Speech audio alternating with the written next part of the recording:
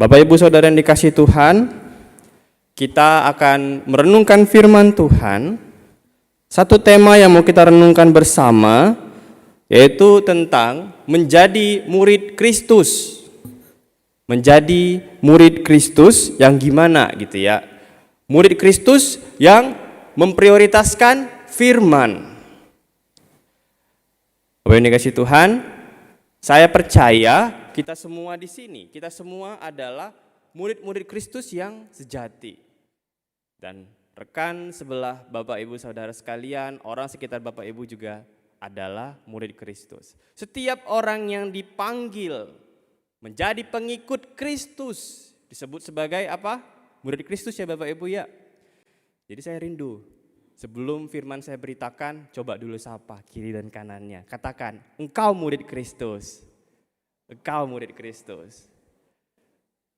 Nah, jadi tepat ya Bapak Ibu, firman pagi hari ini itu untuk kita semua Bapak Ibu. Yang tadi barusan bilang kiri kanannya engkau murid Kristus. Karena kita semua adalah murid Kristus. Nah, kita mau merenungkan firman ini.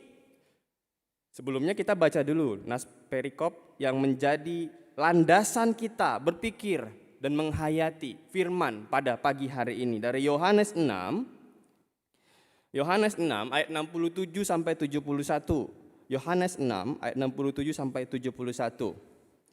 Mari Bapak Ibu yang bawa Alkitabnya boleh melihat bacaan ini dari Yohanes 6 ayat 67 sampai 71. Satu judul perikop LAI memberikan tema di situ pengakuan Petrus, begitu ya. Yohanes 6 ayat 67 sampai 71. Saya akan bacakan untuk kita semua. Mari kita memperhatikan Alkitab kita dengan seksama. Begini firman Tuhan, maka kata Yesus kepada ke-12 muridnya, apakah kamu tidak mau pergi juga? Simon Petrus, jawab Simon Petrus kepadanya, Tuhan, kepada siapakah kami akan pergi? Perkataanmu adalah perkataan hidup yang kekal. Dan kami telah percaya dan tahu bahwa engkau adalah yang kudus dari Allah. Jawab Yesus kepada mereka, bukankah aku sendiri yang telah memilih kamu yang 12 ini? Namun seorang di antaramu adalah iblis. Yang dimaksudkannya ialah Yudas, anak Simon Iskariot. Sebab dialah yang akan menyerahkan Yesus. Dia seorang di antara ke-12 murid itu. Bapak Ibu yang kasih Tuhan, tema kita hari ini adalah murid Kristus yang memprioritaskan firman. Murid Kristus yang memprioritaskan firman. 2 minggu berturut-turut ini, bagi Bapak Ibu yang mungkin secara konsisten hadir dalam ibadah kita, 2 minggu berturut-turut ini kita sama-sama sedang belajar tentang menjadi pelayan, tentang bagaimana kualitas pelayan Kristus gitu ya. Kualitas pelayan Kristus. Bagaimana kita menjadi pelayan Kristus yang berkualitas. 2 rekan saya sudah menyampaikannya dengan jelas dan gamblang bahwa menjadi pelayan Kristus yang berkualitas itu tidak mudah. Sulit ya Bapak Ibu ya. Standarnya tinggi. Karena yang kita layani siapa? Bukan manusia biasa. Dia adalah Kristus, Raja, pemerintah yang ilahi, yang melampaui dunia ini. Maka kalau pemerintah, pemimpin yang begitu besar tadi meletakkan standar kualitas yang tinggi kepada kita yang ingin melayaninya, wajar Bapak Ibu? Wajar. Tapi susah bukan kalau kita lihat harus hidup kudus, menjaga kekudusan, tidak nego-nego tentang kebenaran. Padahal di dalam hidup ini kita seringkali menghadapi dilema yang mungkin membuat kita harus mengenyampingkan kebenaran sebentar aja. Gitu ya Bapak Ibu ya. Tapi menjadi pelayan Kristus itu enggak begitu. Susah. Maka hari ini saya rindu untuk kita merenungkan satu hal yang menjadi esensi. Yang sebenarnya juga dapat menolong kita untuk menjadi pelayan Kristus yang berkualitas. Kualitasnya standarnya seperti yang kita bicarakan minggu-minggu lalu. Pada intinya adalah siap untuk tidak berkompromi dengan apapun juga yang bersifat dosa, yang melenceng. dan siap menjadi saksi lewat keluarga kita, lewat hidup kita, lewat keseharian kita. Apa yang menjadi hal penyokong supaya kita menjadi para pelayan yang berkualitas baik dan setia mengikut Dia? Bapak Ibu, tidak lain adalah firman-Nya. Firman Tuhan itu adalah fondasi utama kita. Nah, ini yang seringkali orang-orang Kristen yang mungkin cuman tidak begitu serius mendalami kekristenannya akan melihat lagi-lagi solusinya firman. Saya sudah baca Alkitab, Pak Sam. Saya sudah ikuti khotbah sana sini, Pak Sam. Tapi mana dampak firman itu untuk menolong saya memiliki kualitas firman? Tidak ada. Toh saya mau menjadi kudus, saya mau menjadi saksi, menjadi teladan baik, susah gitu ya. Mana firman yang saya baca dampaknya gak ada. Bahkan hari ini pun semangat saya sedang patah begitu ya. Gak ada itu, ekonomi saya lagi kurang. Keluarga saya lagi bertengkar. Terus saya disuruh jadi para pelaku firman yang menjadi kesaksian. Susah jadi pelayan Kristus, Pak Sam. Susah jadi hamba Kristus. Susah setia mengikut Kristus. Katanya solusinya firman Tuhan. Firman sudah saya renungkan, kok enggak menyelesaikan masalah? Bapak Ibu yang dikasihi Tuhan, hari ini kita mau melihat, kita mau kembali lagi. Mau enggak mau, sekalipun mungkin banyak orang yang berpikir bahwa firman Tuhan itu tidak begitu relevan untuk hidup kita. Tapi hari ini kita mau kembali lagi kepada apa yang menjadi penyokong semangat kita, penyokong kekuatan kita untuk menjadi para pelayan Kristus yang berkualitas. Maka kiranya kita semua memiliki kualitas pelayan yang berhati murid. Kiranya kita semua di tempat ini yang hadir memiliki kualitas pelayan yang berhati murid, supaya ketika saya memberitakan firman, kita dapat menghayati perenungan firman itu hari ini. Kita mau melihat bagaimana kita harus hidup menjadi murid yang memprioritaskan firman. Bapak yang kasih Tuhan, sebelum masuk ke pembahasan tersebut, saya rindu untuk kita memikirkan satu quotes sekali ya. Saya sering memulai khotbah dengan quotes gitu ya Bapak ya. Quotes begitu ya. Quotesnya begini. Saya rasa ini familiar buat kita. Tak kenal maka tak sayang, begitu ya. Tak kenal maka tak sayang. Nah, ini sering nih kalau diucapkan dalam mungkin pembukaan pidato atau mungkin pembukaan perkenalan gitu kan. Tak kenal maka tak sayang. Bapak Ibu setuju nggak kalau tak kenal jadi nggak sayang? Setuju? Tak kenal maka tak sayang gitu loh. Tapi kadang-kadang Bapak Ibu, katakanlah benar ya memang ada benarnya. Tapi kadang-kadang Bapak Ibu, makin kenal, makin gak sayang juga kadang-kadang. Makin kenal makin tak sayang bukan? Satu hari kita berelasi, ada fakta-fakta menarik gitu ya. Kita ngobrol ke orangnya, kok ada kesamaan dengan orang tersebut.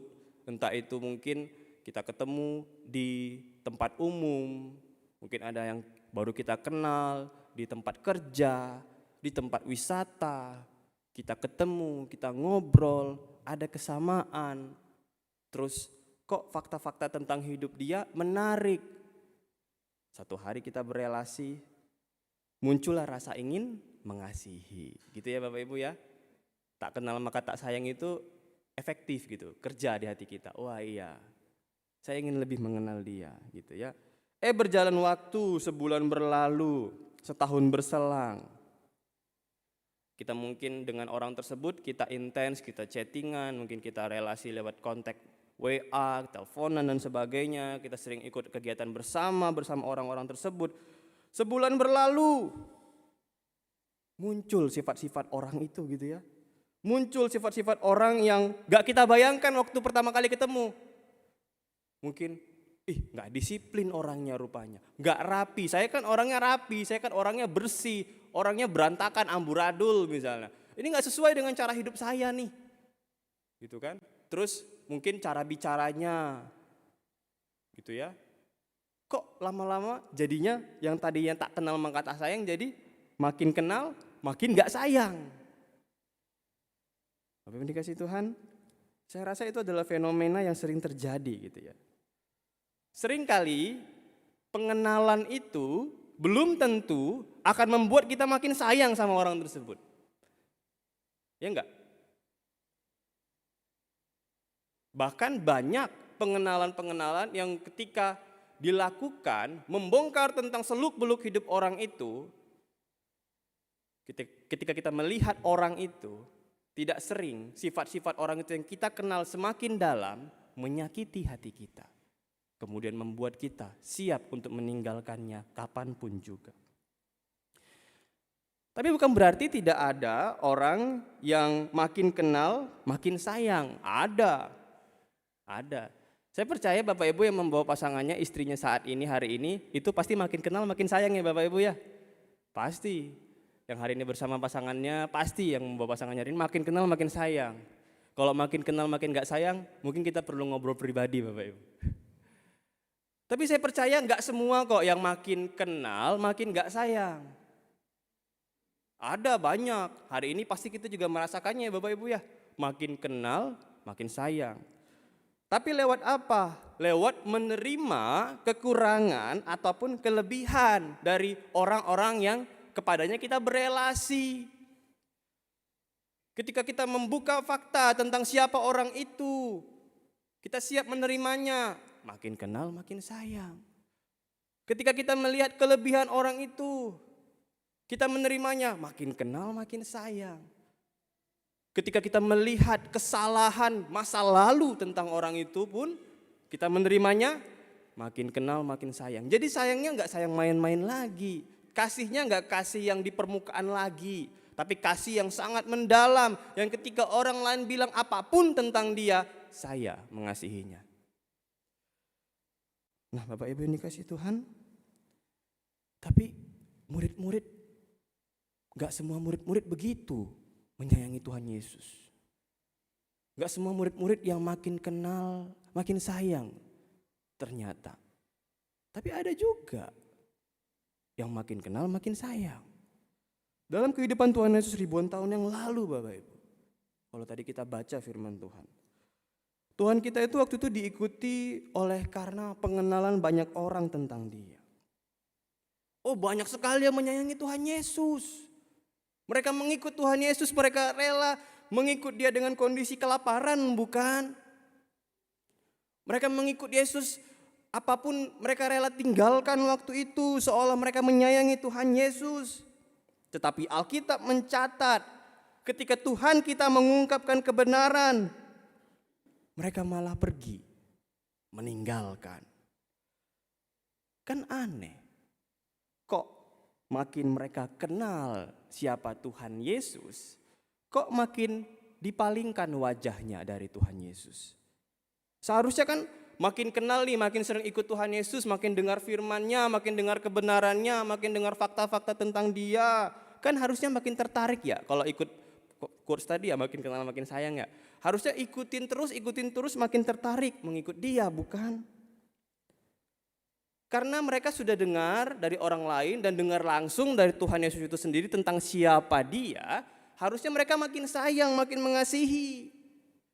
Tapi kalau tadi kita baca, ada banyak yang meninggalkan Tuhan Yesus, yang stay, yang tinggal berapa? 12 orang murid ya.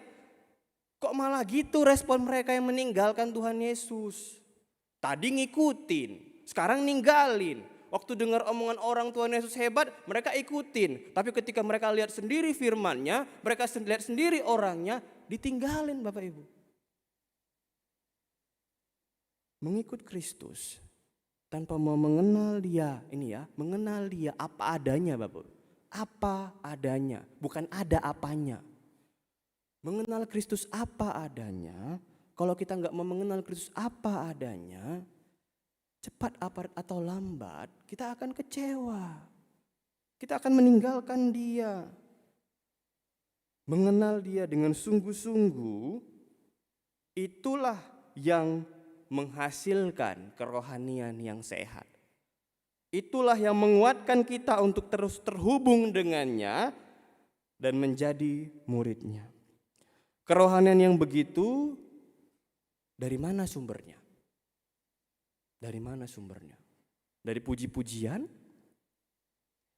Dari persekutuan kita? Dari obrolan? Tidak lain hanya satu, dari firman-Nya. Firman yang kita renungkan bersama di persekutuan. Firman yang kita renungkan secara pribadi di tempat kita masing-masing, di rumah kita masing-masing. Itulah penyokong spiritualitas kita yang akan membuka mata kita tentang siapa Tuhan apa adanya. Pada teks ini kita akan memahami Bapak Ibu, pada perenungan kita ini memahami pentingnya kita memprioritaskan firman supaya kita bisa menjadi murid Kristus yang setia mengikut Dia, dan kiranya kita bisa menghayati ini tentang bagaimana kita dibentuk untuk diperkaya lagi kehidupan spiritual kita sebagai murid Kristus. Bapak Ibu dikasih Tuhan, yang pertama sebagai murid yang mau memprioritaskan firman Tuhan, pertama kita perlu melihat firman Tuhan itu sebagai makanan rohani. Gimana kita mau menjadi murid yang memprioritaskan firman kalau firman itu kita nggak lihat sebagai sesuatu yang esensial, yang penting. Tapi mari kita menjadi murid-murid yang ketika melihat firman, kita lihat makanan. Mari kita menjadikan firman Tuhan sebagai makanan rohani kita, Bapak Ibu. Dalam Yohanes 6 ayat 67 sampai 71 tadi kita melihat bagaimana banyak yang murid-murid itu menarik diri dari puluhan, Bapak Ibu ya. Dari puluhan itu kemudian tinggal 12. Banyak orang yang mengikut Dia. Dan kalau kita lihat, kebenarannya adalah Tuhan Yesus menyatakan diri sebagai roti hidup. Nah, apa yang membuat mereka itu meninggalkan Tuhan Yesus? Ya kebenaran-kebenaran itu. Ketika Tuhan bilang, saya roti hidup. Kemudian Dia berkata, saya adalah kebangkitan dan hidup gitu ya. Ketika Tuhan bilang tentang perkataan akula-akulanya itu adalah kebenaran-kebenaran yang membuat banyaknya murid-murid tadi, selain yang 12 itu, meninggalkan Tuhan Yesus. Tapi coba kita lihat, tadi Dia bilang Dia adalah roti hidup. Kenapa Tuhan Yesus bilang Dia adalah roti hidup? Ini suatu kebenaran kan? Kebenaran itu sebenarnya kebenaran bahwa Dia roti hidup. Dia mengatakan itu untuk menanggapi respon orang-orang Yahudi. Dia menanggapi orang-orang Yahudi terhadap tanda yang Dia lakukan. Tuhan Yesus memberi makan waktu itu berapa? 5.000 orang laki-laki dengan 5 roti dan 2 ekor ikan. Dan sisa banyak lagi ya, sebanyak 12 bakul. Ketika Tuhan Yesus melakukan mukjizat itu, respon dari orang-orang yang sudah makan adalah ngapain? Menyebut Dia nabi. Banyak orang lihat Dia, waktu ngelakuin mukjizat, terjadi mukjizat, berhasil dinikmati, orang-orang banyak yang ikut Dia tadi bilang Dia apa? Engkau adalah nabi. Kemudian Tuhan Yesus meninggalkan mereka, kemudian menyeberangi Danau Galilea, lalu orang-orang tadi mengikut Dia. Ketika Tuhan Yesus menyambut mereka, Tuhan Yesus memberikan satu statement yang to the point gitu ya. Langsung nusuk nih Bapak Ibu Tuhan Yesus ke mereka. Ayat 26. Sesungguhnya kamu mencari aku bukan karena kamu telah melihat tanda-tanda. Bukan karena kamu melihat tanda-tanda, kata Tuhan Yesus. Kamu mencari aku bukan karena melihat tanda-tanda, melainkan karena kamu telah makan roti itu dan kamu kenyang. Dan hal itu terbukti. Mereka meminta tanda lagi sama Tuhan Yesus. Jadi setelah mukjizat dilakukan, itu sebenarnya tandanya, tanda apa? Tanda bahwa Dia adalah Mesias, juru selamat, kerajaan Allah sudah dekat, sudah datang. Itu tandanya. Tapi setelah itu terjadi Bapak Ibu, mereka minta tanda lagi. Artinya apa? Mukjizat yang dilakukan Tuhan Yesus tadi itu, mereka nggak lihat tandanya. Yang dia lihat apa yang mereka lihat? Keajaibannya aja, yang untuk mengenyangkan perut mereka. Kemudian Tuhan Yesus meninggalkan mereka. Rupanya tanda Tuhan Yesus itu bukanlah sesuatu yang mereka hayati. Singkatnya begini Bapak Ibu, waktu Tuhan Yesus melakukan mukjizat, murid-murid itu tidak peduli siapa Tuhan Yesus. Yang mereka pedulikan hanyalah keajaibannya yang bisa memuaskan mereka. Mereka tidak peduli respon apa yang seharusnya mereka berikan. Maka benar bahwa mereka cuma mau ikut Tuhan Yesus karena pengen makan gratis Bapak Ibu. Pengen makan gratis, pengen disuguhkan hal-hal luar biasa untuk memuaskan diri mereka. Mereka enggak sungguh-sungguh menganggap Tuhan Yesus sebagai seseorang yang diutus Allah, pribadi yang diutus Allah untuk menjadi juru selamat. Padahal tadi mereka bilang ya, engkau adalah nabi. Ditambah lagi dengan pengajaran firman Tuhan kita yang keras. Wah, Tuhan Yesus kita kalau ngajar to the point dan keras. Dia bilang begini, dia bilang dia lebih unggul dari Musa. Tuhan Yesus bilang dia lebih unggul dari Musa. Bahwa Allah akan menyelamatkan umat yang dipilihnya. Kemudian tadi dia adalah roti yang datang dari surga. Dia roti datang dari surga. Itu pengajaran yang keras Bapak Ibu buat orang-orang. Yang keempat tadi, kalau kita enggak mengambil bagian dalam dia, atau dengan kata lain kalau kita enggak menerima dia sebagai Tuhan dan Juru Selamat, kita enggak akan menikmati keselamatan. Wah, keras bukan? Artinya kalau tanpa dia kita enggak akan selamat. Itulah yang mendatangkan pendamaian, yaitu menerima dia sebagai Tuhan dan Juru Selamat. Hanya dengan menerima Tuhan Yesus mereka diselamatkan. Respon mereka yang mengikut dia adalah, perkataan ini keras. Siapakah yang sanggup mendengarnya? Bapak Ibu, kalau kita di hari ini mungkin kita enggak melihat ya, kerasnya di mana Pak Sam gitu. Ya kan fakta, dia kan Tuhan. Wajar kalau dia bilang dia tadi roti hidup gitu kan. Dia bilang dia adalah Musa, dia lebih dari Musa, wajar gitu. Tapi Bapak Ibu, buat orang murid-murid waktu itu mendengar bahwa Tuhan Yesus adalah roti hidup yang datang dari sorga, mendengar bahwa dia adalah juru selamat, keselamatan satu-satunya yang datang dari Tuhan, itu enggak mudah menerima itu. Karena semua tanda-tanda yang Tuhan Yesus sebutkan tentang dirinya itu adalah spesifikasi seorang yang bukan datang dari dunia ini. Dia mau menyatakan bahwa dia Tuhan. Soalnya Tuhan Yesus mau bilang, lewat seluruh tanda-tanda pengajaran kebenaran, dia mau bilang, aku ini Tuhan wahai muridku. Aku ini Allah, terimalah aku. Kalau tidak tanpa aku, kalian tidak bisa selamat. Begitulah kira-kira kebenaran itu Bapak Ibu.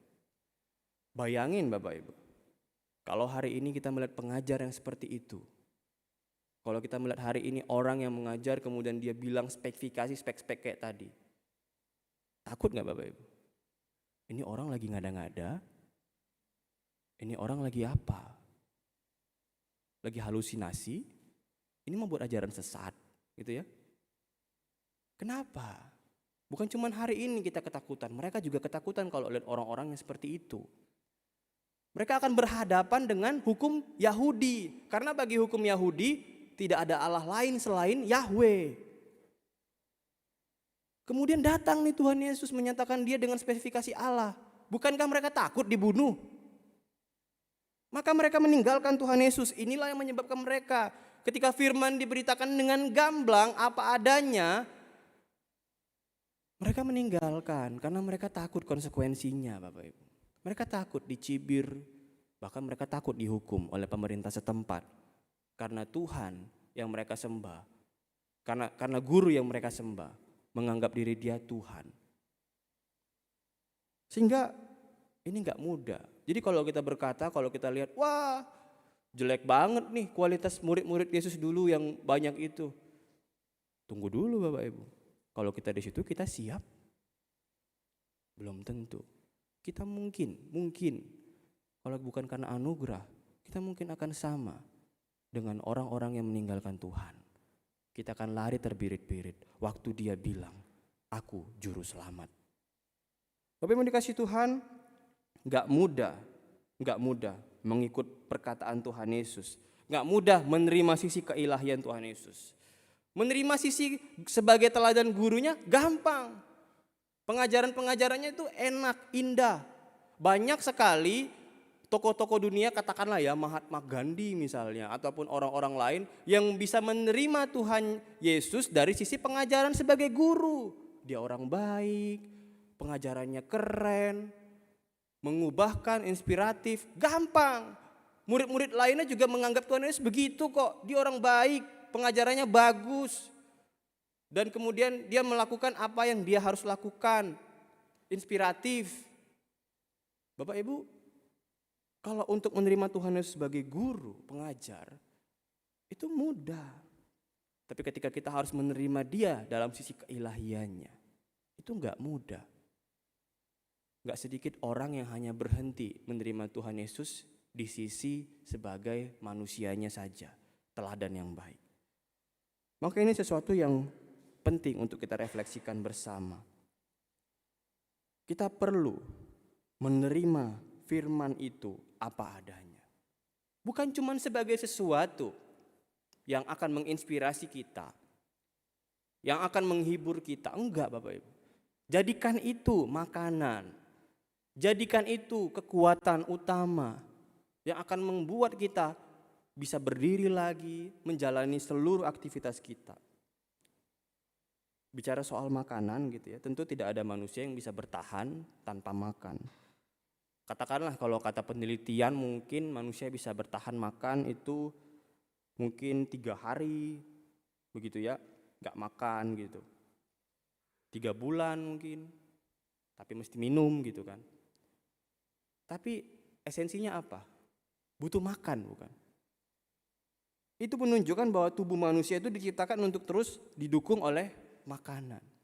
Ketika Petrus mengatakan kepada siapakah kami akan pergi, Petrus mau bilang begini Bapak Ibu, dia seolah yang berkata, enggak ada yang bisa mencukupkan kebutuhan aku lagi Tuhan selain Engkau. Siapa lagi yang mencukupkan kebutuhanku selain Engkau? Hidup mereka bergantung pada Tuhan Yesus. Sebab hanya dengan firman-Nya lah mereka bisa hidup selamanya. Jadi buat murid-murid yang melihat Tuhan Yesus sebagai Tuhan, setiap perkataan Tuhan Yesus itu seperti makanan Bapak Ibu. Makanan rohani yang akan menguatkan mereka lagi. Dan kalau kita pahami lebih jauh, belum tentu semua orang yang menganggap diri sebagai murid itu dapat menerima firman seperti makanan. Kalau kita lihat dalam Alkitab, perkataan itu berhubungan dengan pengakuan Tuhan Yesus sebagai adalah Mesias. Enggak semua murid bisa menyatakan bahwa firman Tuhan itu seperti makanan. Dan kalau kita lihat Petrus, kenapa Petrus bisa melihat Tuhan Yesus sebagai Allah gitu ya, dan menerima firman-Nya sebagai makanan? Kita mesti balik lagi kepada apa yang Petrus pernah bilang tentang Tuhan Yesus. Bahwa bagi Petrus, Tuhan Yesus adalah siapa? Anak Allah yang hidup. Anak Allah yang hidup. Dan waktu Petrus bilang, engkau adalah anak Allah yang hidup, Tuhan Yesus bilang apa? Hei Petrus, bukan engkau yang mengatakan itu. Bapakku di sorgalah yang mengatakan itu. Jadi Bapak Ibu, kalau kita hari ini bisa menerima firman Tuhan sebagai makanan rohani kita, bukan usaha kita lah yang bisa menolong kita untuk seperti itu, tapi Bapa di sorga.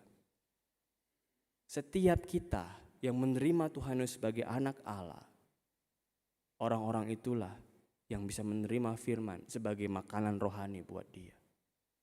Jadi Bapak Ibu, identitas kita sebagai murid Kristus itu bisa dilihat dari sejauh apa kita mau menerima firman Tuhan sebagai makanan rohani kita. Kita gak bisa terima dia sebagai Tuhan dan Juru Selamat, kita gak bisa terima firman-Nya sebagai makanan rohani. Kita gak bisa terima dia sebagai anak Allah, firman-Nya bagi kita hanyalah bacaan biasa. Maka sebenarnya identitas kita sebagai murid itu juga dilihat dari seberapa besar kita mendambakan firman Tuhan. Dia tahu, orang itu akan tahu, dia akan mati tanpa firman. Firman Tuhan memberinya kekuatan, kebijaksanaan, petunjuk dalam setiap aspek kehidupan. Saya rasa nggak ada golongan usia manapun yang nggak butuh makan. Begitu juga saya rasa tidak ada kondisi atau generasi apapun yang nggak butuh makanan-makanan rohani, firman Tuhan.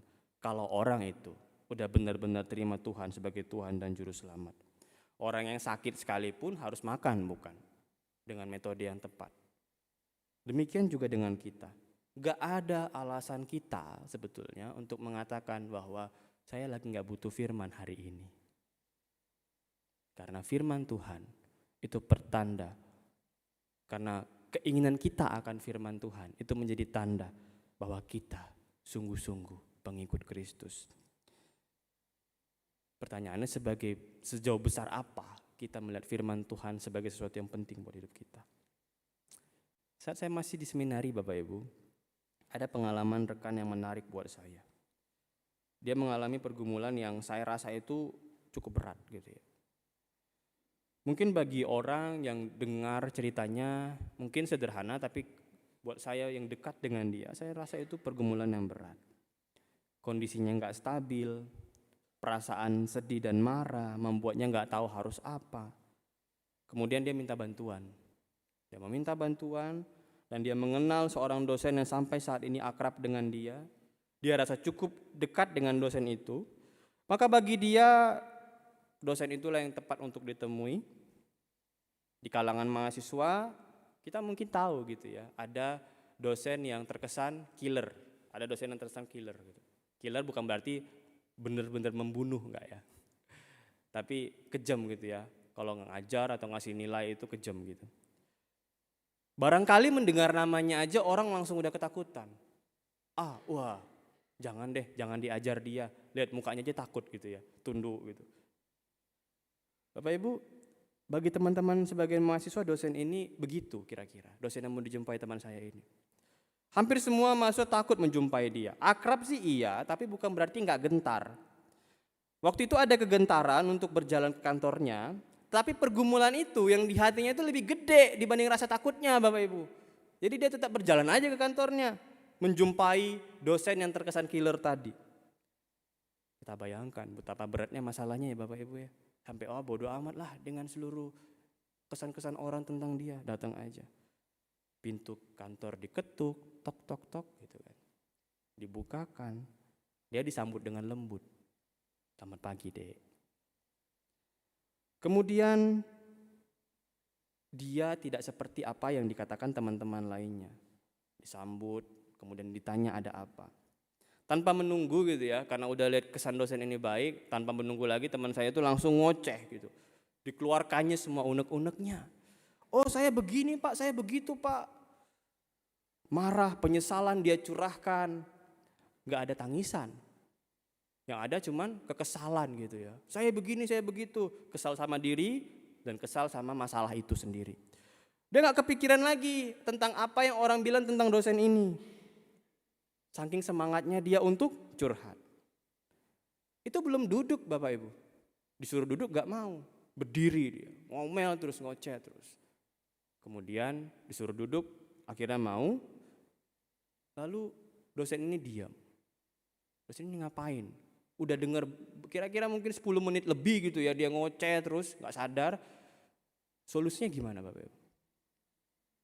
Kemudian dosen ini diam aja, terus diambil Alkitabnya. Alkitabnya dia buka.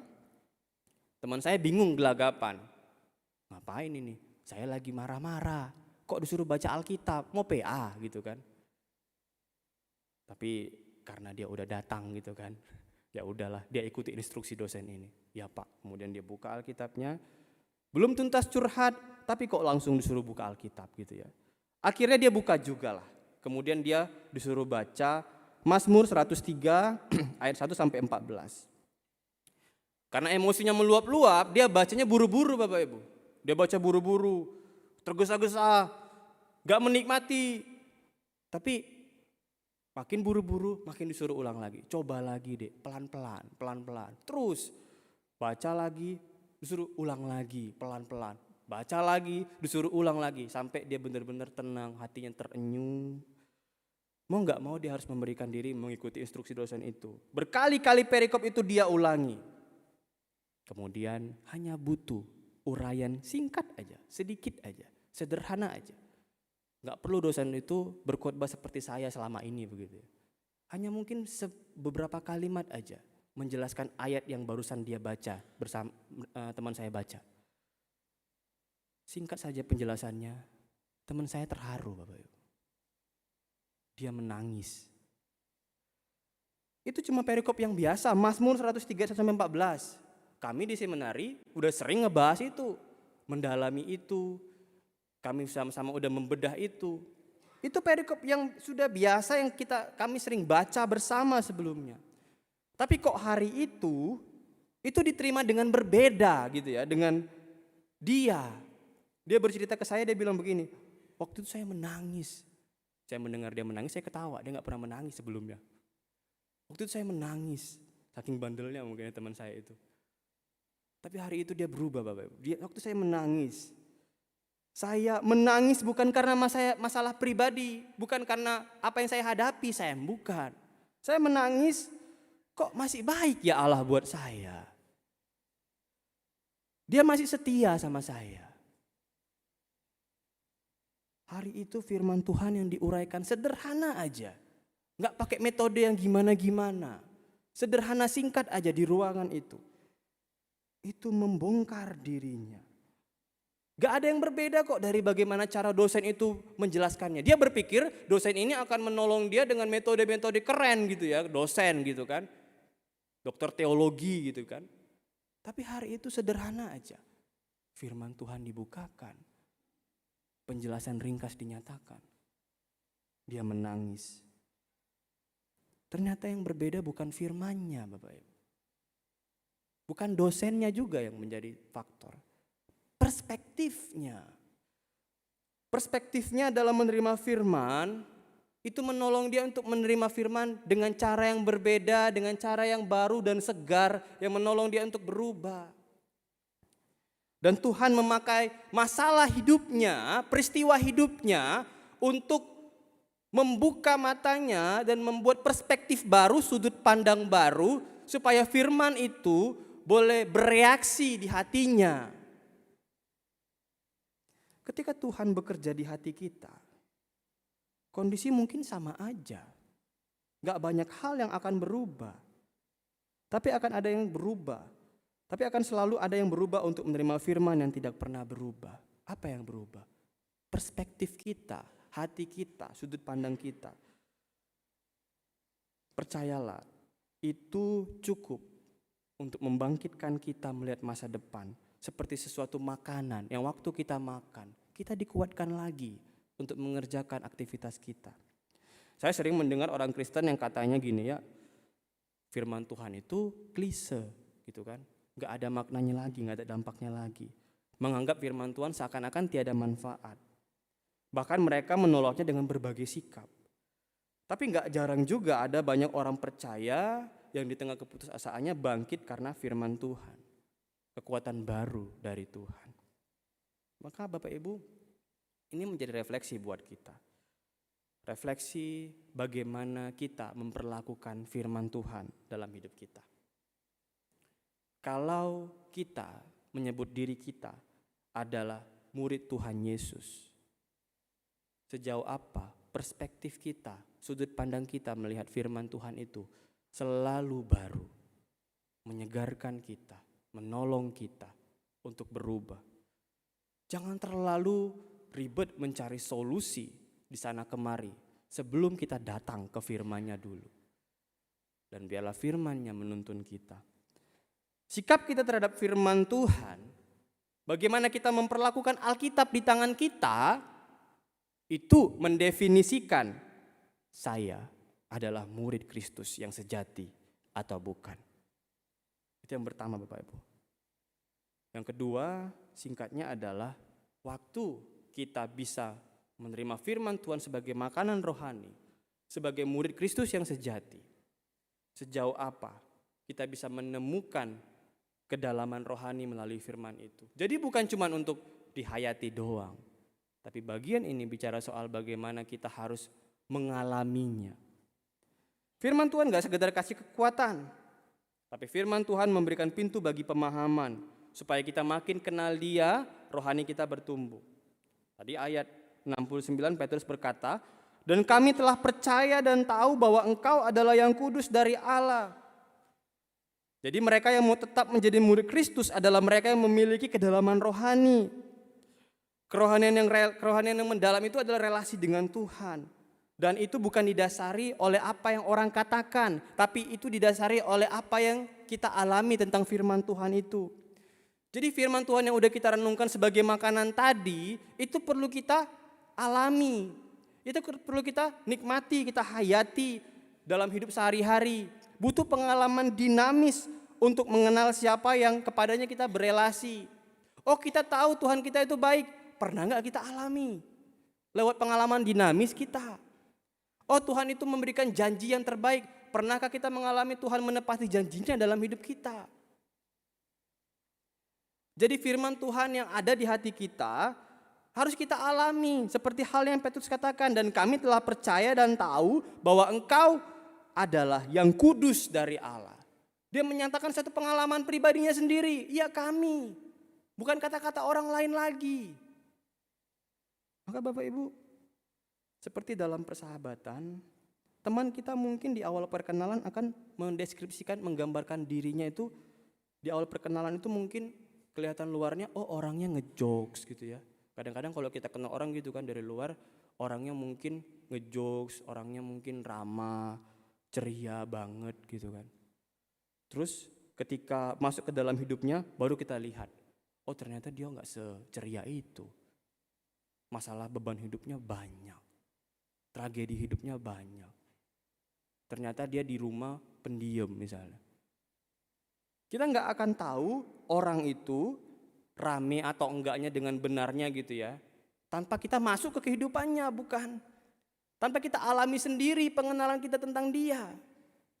Bapak Ibu Saudara, pengalaman bersama Tuhanlah yang mengungkapkan deskripsi tentang siapa Tuhan itu sebetulnya. Maka kita harus hidup bersama Dia. Firman yang kita renungkan sebagai kekuatan tadi, itu kita hidupi sehari-hari, kita hayati sehari-hari. Dan kita harus siap menerima resiko yang bisa kita dapatkan waktu kita bersahabat dengan Dia. Waktu kita menerima firman Tuhan, kita menghidupinya, itu kita sedang bersahabat dengan Tuhan. Artinya kita melakukan apa yang Dia mau dan kita siap dicap orang sebagai pengikut Kristus. Bapak Ibu dikasih Tuhan, karena mereka murid-murid menerima dan mengalami firman itu apa adanya, sehingga muncul pengakuan yang tulus bahwa Kristus adalah yang kudus dari Allah, Tuhan dan Juru Selamat itu sendiri. Kalau kita mengimani firman Tuhan dalam hati kita, maka kita dapat melihat dan mengalami transformasi spiritual yang mendalam. Hal itulah yang akan membuat kita lebih dekat kepadanya. Itu adalah perjalanan yang penuh dengan kedalaman serta kekayaan rohani yang tak ternilai. Saya sendiri pernah mengalami satu peristiwa bagaimana firman-firman yang saya renungkan itu seolah-olah muncul di pikiran saya. Satu peristiwa yang berkesan yang saya pernah ceritakan gitu ya dalam satu ilustrasi khotbah.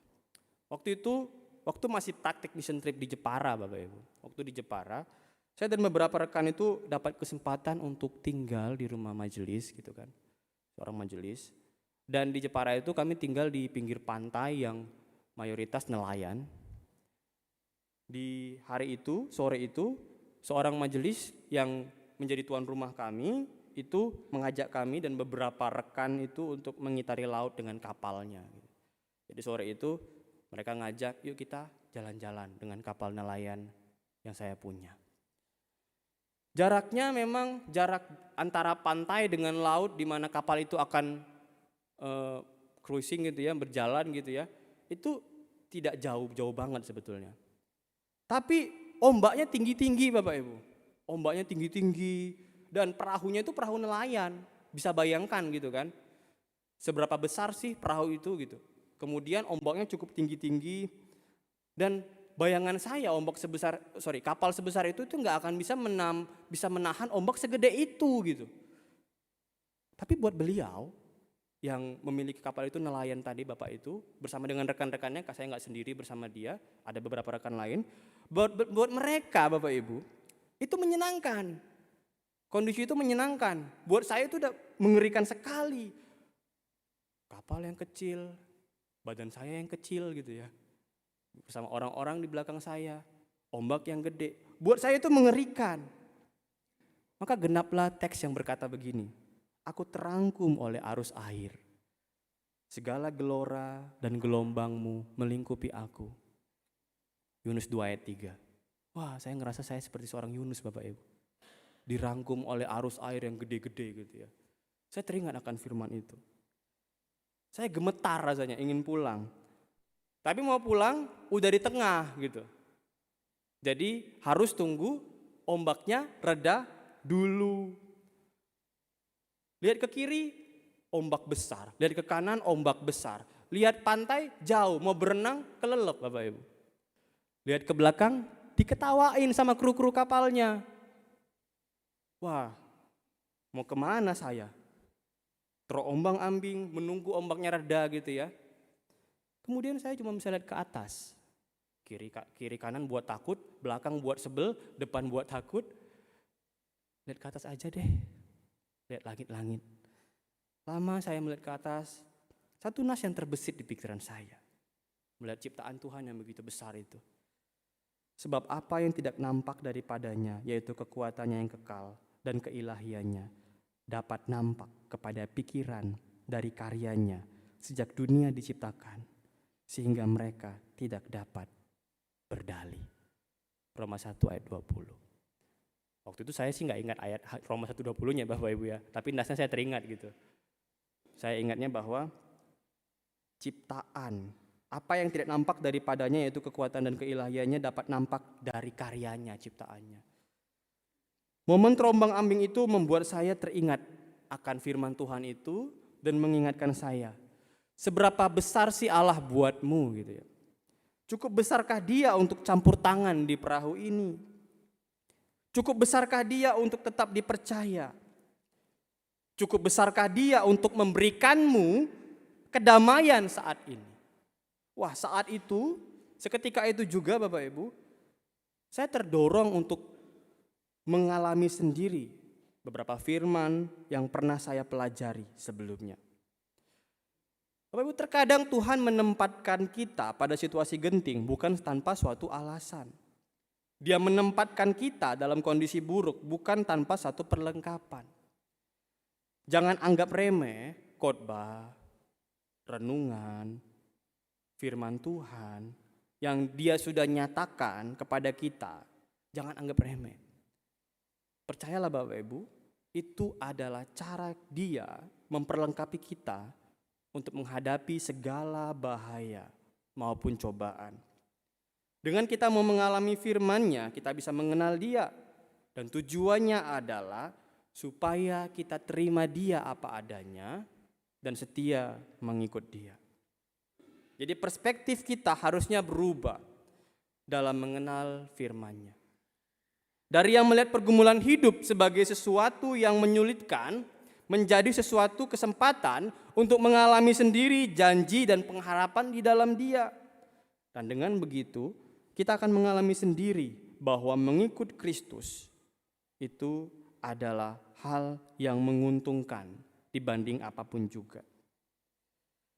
Bapak Ibu dikasih Tuhan, kita mungkin sering menghadapi begitu banyak masalah gitu ya. Dan ketika kita menghadapi itu, kita teringat firman-firman yang kita renungkan, yang kita pernah renungkan dalam seluruh perenungan kita.